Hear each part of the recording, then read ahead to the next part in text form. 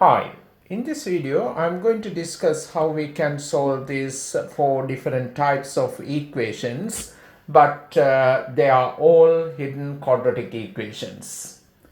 Let me take first equation. We have x to the power 4 minus x square minus 6 equal to 0. If you look at these two terms, you can see that x to the power 4 we can write in terms of this term x square, because we know that x to the power 4 we can write as x square to the power 2. Now if I take x to the power 2 x square as t, now we can write x to the power 4 as t square. After that, what I'm going to do, I'm going to substitute x square as t and x to the power 4 as t square in this equation. Okay, let's do that. We can write this equation as t square minus t minus 6 equal to 0. Here we have quadratic equation of t. We can easily solve this equation by factorization. Left hand side we can factorize. So we can write this as t minus 3 times t plus 2. Always we can double check. If you multiply these two, you should get this number.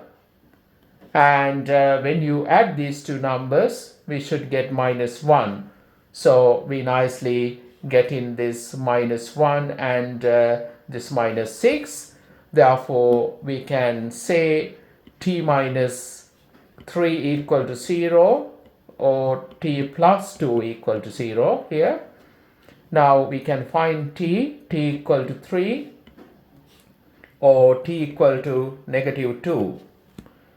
But we have to find x, right? How we can find it? We're going to use this substitution again. We know that x square equal to t.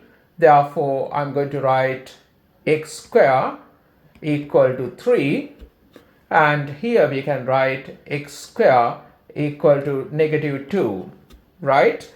So we can solve this equation for x. We can take square root to the both sides. Thus gives us x equal to plus or minus square root 3.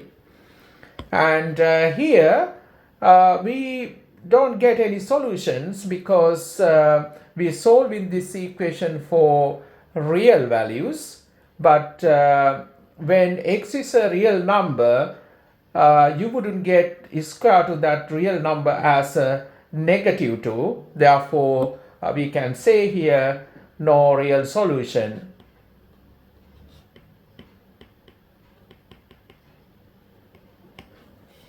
So we have two solutions to this equation, right? Now I take question number 2. Here we have x to the power 2 over 5 minus 6x to the power 1 over 5 plus 8 equal to 0. We have to look at these two variable terms and try to find the relationship between these two terms. Okay, so I can see that x to the power 2 over 5 we can write as square to x to the power 1 over 5, right? According to the rules of indices, we can write x to the power 2 over 5 equal to square to this. When we see that, we can decide suitable substitution for this question. I'm going to take t as x to the power 1 over 5, because when we choose that substitution, even we can write x to the power 2 over 5 in terms of t. It's going to be t square. So I'm going to write x to the power 2 over 5 as t square. Okay, so we can substitute this result in our equation. Okay, so let's do that. You would get t square minus 6t plus 8 equal to 0. So here we have very simple quadratic equation of t. We can find t from this equation, okay, using this equation. So we can easily factorize left hand side.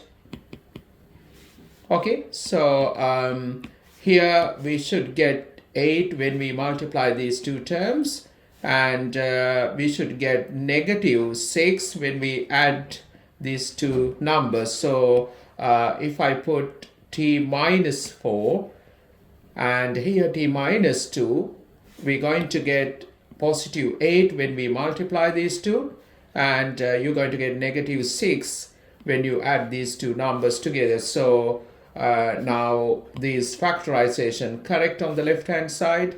Therefore, I'm going to solve this quadratic equation. We can write t minus 4 equal to 0 or t minus 2 equal to 0. We can find t as 4, or this one we can get t as 2.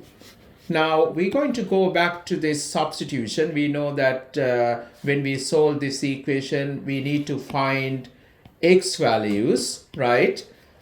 Therefore, I'm going to go back to this substitution.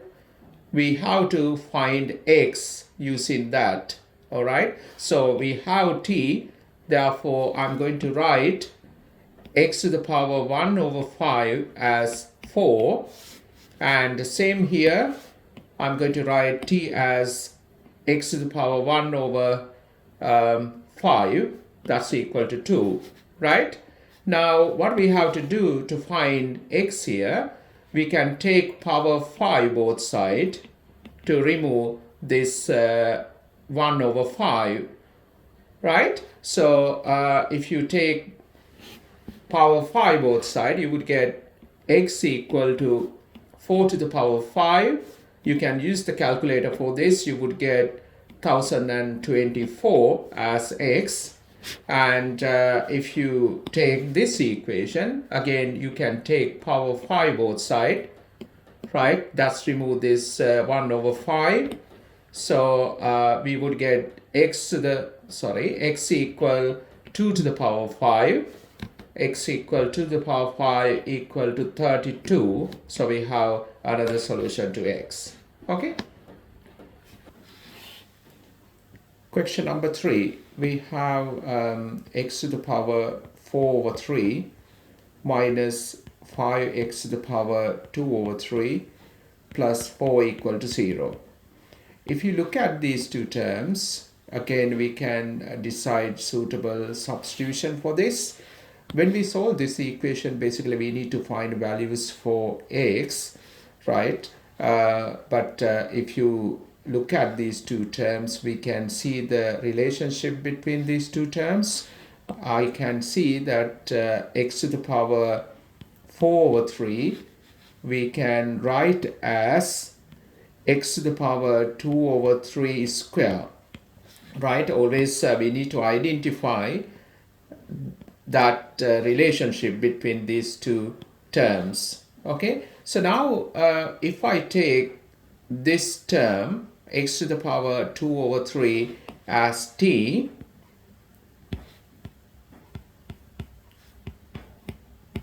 we can write even this term in terms of t, right? Because t is x to the power 2 over 3. Here we have inside the bracket x to the power 2 over 3. So if you put that t here, we're going to get t square. Therefore, we can write x to the power 4 over 3 as t square, right? Now, what I'm going to do, I'm going to substitute these results in the equation. So you would get t square minus 5t plus 4 equal to 0. Again, we have very simple equation of t. We can solve this equation by factorization to find values of t. I'm going to do the factorization on the left hand side.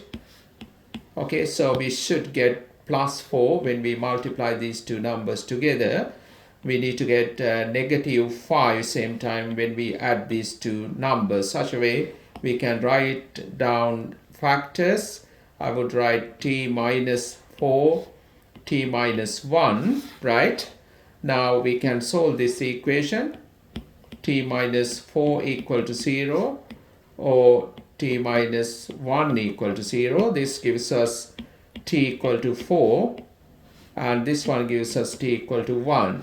So we're going to look at the substitution again. We know that t equal to x to the power 2 over 3. So to find x, I'm going to replace this t as x to the power 2 over 3 equal to 4. Now we can write x. So x equal to 4 to the power 3 over 2, right? So we can take square root to 4, which is 2, and finally we need to take cube to that result. So we can write x equal square root of 4 is 2, 2 to the power 3, that gives us 8. So we found one value as 8, and here again in this equation I'm going to replace t as x to the power 2 over 3.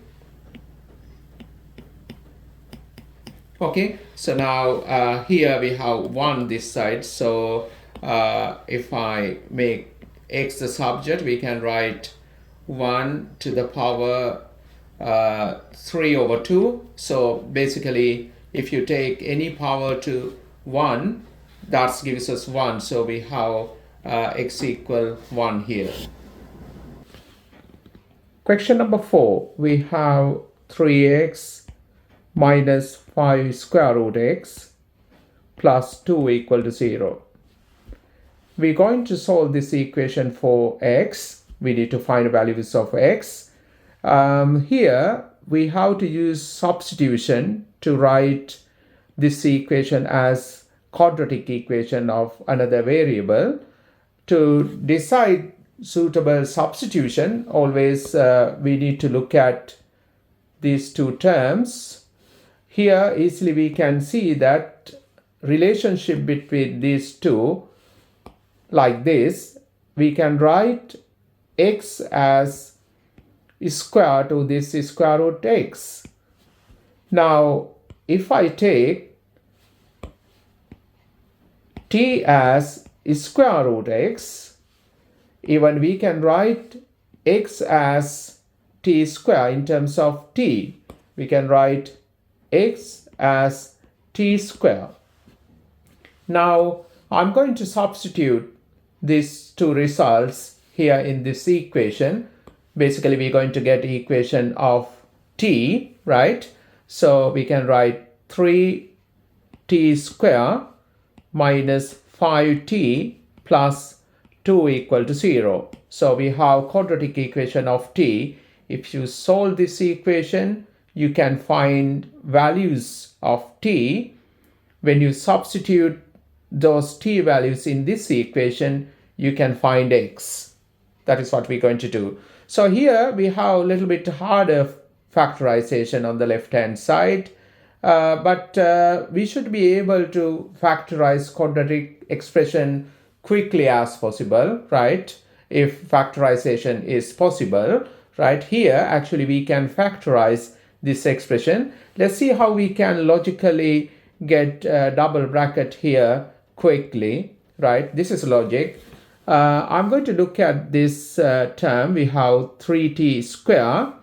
So when you multiply these two terms, always you should get this square term. So as we have 3t square, I would write 3t here and t here, because when we multiply these two, I'm going to get 3t square. And after that, we need to look at this number constant. We can see that number positive, and here this coefficient of t is negative. So to get this number positive and this number negative, definitely these two numbers must be negative numbers, right? When we multiply two negative numbers, we should get positive number, right? So I'm going to think about factors of this positive 2. So if I take it here, right?